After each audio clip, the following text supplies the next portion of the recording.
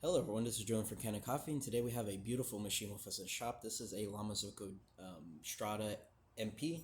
MP meaning manual paddle, so you can control the volume of water that goes through the group head using a plunger. And it came in for quite a few issues.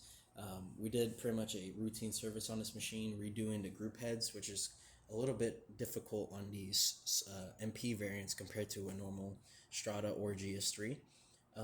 Steam on assemblies were serviced. We replaced all of the key valves, like the expansion valve, safety valve, and also the vacuum release valve.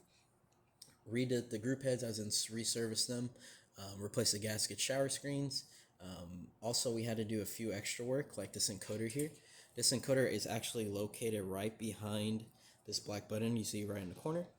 This is a very important part, and as you can see, it's really rusted up on the back and also on the front. It's just corroding from water damage. And the reason this is important is this encoder controls your menu controls. So when you click that button to go change temperatures or wake up schedules, this is what's controlling it. And when it's this damaged, it's really sensitive and tends to do stuff on its own. And what I was having happen to my machine, or to the machine as we were testing it, is as I was turning off the machine and turning it back on, the machine would factory reset itself, which is an issue because before these machines are sent out from the manufacturing plant, they are set to a specific setting per machine, whatever machine they're installing it on. And so whenever that factory reset happened, you would have to go back into the mechanical menus, the ones locked behind a password, and set all the settings up to this specific model. And if that was happening constantly, the customer would definitely have an issue with that. And so we went and replaced the encoder with a brand new one. So now the menus are working great. Nice and snappy when you click through all the buttons. Also, we replaced the gauges because the gauges were off by a few bars, and one of them was just not working entirely. So we're replacing them with brand new ones, as you can see here. And we're just going to quickly test both group heads. So we're going to put the first group head right under here. We're going to turn it on. We set the expansion valve to about 10 bars and the group head around 9. As you can see, it's going to start brewing there. Beautiful shots that come out of these machines. And the Strada, just a fun fact, has a boiler per group head. So me using this side is not going to cool off the right group head at all because they're completely disconnected from each other, which is really great for a machine like this. Helps with thermal stability, which is a key component to espresso making.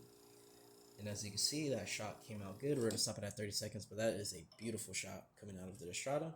Now that was a darker cup, so you're going to really see brewing better on this group head. Put this in there correct, I believe. Okay. And now we're going to run the group head. It's going to run to those 9 bars, as you can see. And right under is going to be a beautiful, beautiful shot. This is dual boilers, so you can use the steam ones. Nice strong steam ones coming out.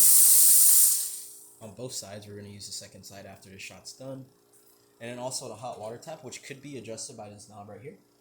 I do have it slightly warmer, but you can of course make it hotter by rolling the wheel. We'll stop right there. Beautiful 30-second shot, and that is just a gorgeous espresso right there. And I'm just going to do a quick test. Really good. So these group heads that they design, the saturated ones, are just really great. Hot water tap right here. As you can see, hot water running constantly. We're going to run the steam on the right side, working really good. Your inline pressure is set to 10 bars by the expansion valve, and your steam is about 255 degrees Fahrenheit, which is about 1.5 bars. And everything's set for this machine to be returned. And that's about it for this repair. If you like this video or any of our other repairs on our channel, leave a like, subscribe, and hit the bell. Thanks for watching.